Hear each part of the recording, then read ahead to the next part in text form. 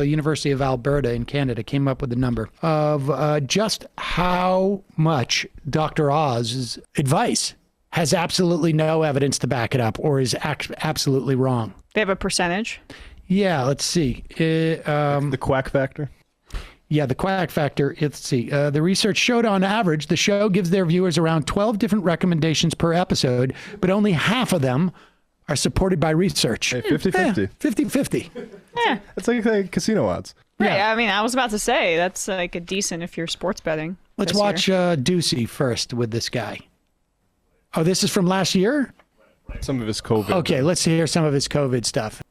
Dr. Oz, we all know the symptoms of coronavirus. We know it really well. But I was reading a story in the Miami Herald, I believe, yesterday about how the number, one of the symptoms is tightness in your chest or trouble breathing. Just to be clear, this is March 26th of 2020. This is, 2 weeks after the lockdown basically started. Go ahead. I read that apparently Google searches for panic attacks was up like 100% or something like that because people are suffering from anxiety because they're at home, they're watching their news, they're worried about their families, they're worried about their jobs. What sort of advice would you have for people who are feeling anxious and frustrated right now? They don't have coronavirus, they're just worried. Oftentimes they think they have coronavirus because they're so anxious about it. So every small little symptom, they don't quite smell as well this morning as they did yesterday. They think they have it. They have a little cough, a little bellyache. And I don't want to downplay these issues because they may actually have coronavirus because people have very mild symptoms often. But the panic attack is devastating, and it is a physical problem.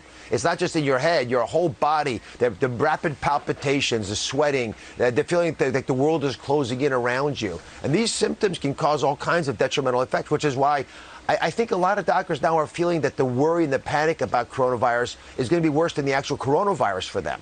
And if we can sort of balance that out, for the first few months, we were all saying, guys, wake up, this is a problem. Now the medical community is saying, Dad, step back for a second. You're going to be fine. If you look at the survival numbers, if you're under the age of 20, we don't have a death yet. There are very few above that until you get into the 50s. So it's a pretty safe virus for the majority of Americans. The panic you're experiencing is only going to pull you away from the calmness you need to succeed. Yeah, there you go. Well, apparently Dr. That didn't age too well. It did not age too well. I mean, it may be the case, but there is also, between 20 and 50. I mean, it's just only people over the age of 50, which is more or less half the country, have to worry about this. It's probably a panic attack. 800,000 lives later. Lost so many people those panic attacks. But let's play the ad from Dr. Oz so that we can see him. This is him launching his. And do we know why he's running in Pennsylvania? Because there's an open seat. I mean, my guess is that he does not live in Pennsylvania full time. He's been voting absentee there, actually. Oh, he has. Interesting. Okay. But from his he's been voting absentee from his mother-in-law's address. Is that true? I mean, it's interesting because I would guess that his show is shot in either New York or in LA, but regardless, I think it should be a little concerning for the Democrats in Pennsylvania because Republicans have shown an ability to parlay their fame and whatever charisma they have on television into successful presidential and office bids in the past. I don't know. And he's going to clearly ride this COVID misinformation. Oh yeah. Watch this. He's almost full on coming out like going like, hey, if you're an anti-vaxxer, you got a home here. Yeah, right. Exactly. My parents came to America to find a better life, and they did. I attended great universities, raised a family, and became a successful surgeon. I invented a heart valve that saves thousands of lives. Then I started a TV show to advocate for you taking control of your health, and took on the medical establishment to argue against costly drugs and skyrocketing medical bills. But COVID has shown us that our system is broken. We lost too many lives, too many jobs, and too many opportunities because Washington got it wrong. They took away our freedom without making us safer and tried to kill our spirit and our dignity. Now, as a heart surgeon, I know how precious life is. Pennsylvania needs a conservative who will put America first. One who can reignite our divine spark, bravely fight for freedom, and tell it like it is. That's why I'm running for Senate.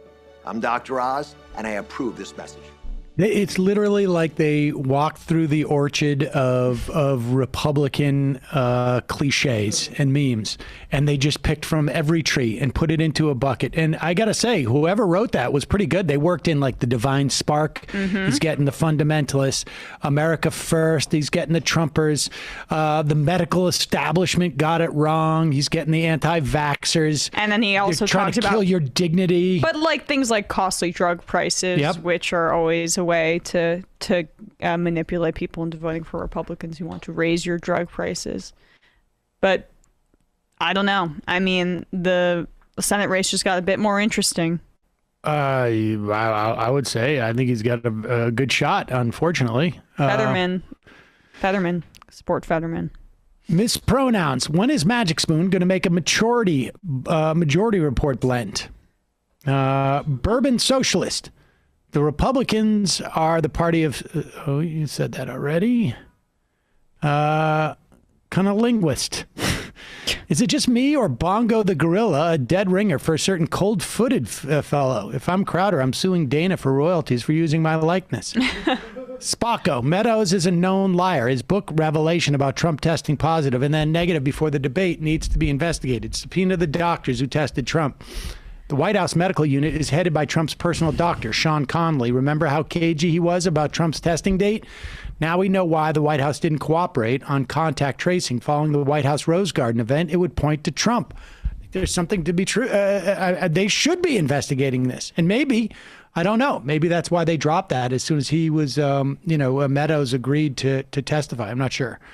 Abwanara, thank you for yesterday's Wengrove civilization discussion and today's Albert discussion on participatory economics, most immediately because they're among the two most deeply moving inquiries to me. You're welcome. Dan from Columbus. Emma's comment about Sarah Huckabee Sanders being heckled reminds me of the news cycle about decency because Michelle Wolf mocked her at the White House Correspondents' Dinner. For her eyeshadow. Smoky eye.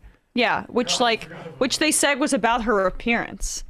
Literally just like about how she does her makeup. That's off. Well, it That's technically off was base. about her appearance, but it wasn't saying the thing about her appearance that they thought. I mean, they just like, what did they think it ended? That it was like Smokey the Bear or something. No, they thought like it like that? we're talking about her like her weight, but that's, I don't know what it was. That's you saying that. That has no correlation to anything about like her actual appearance. But I mean, outside of how she does her makeup, which I don't even think counts. Also, remember when Kathy Griffin did that horrible thing on that magazine cover? Yep. Right, that too.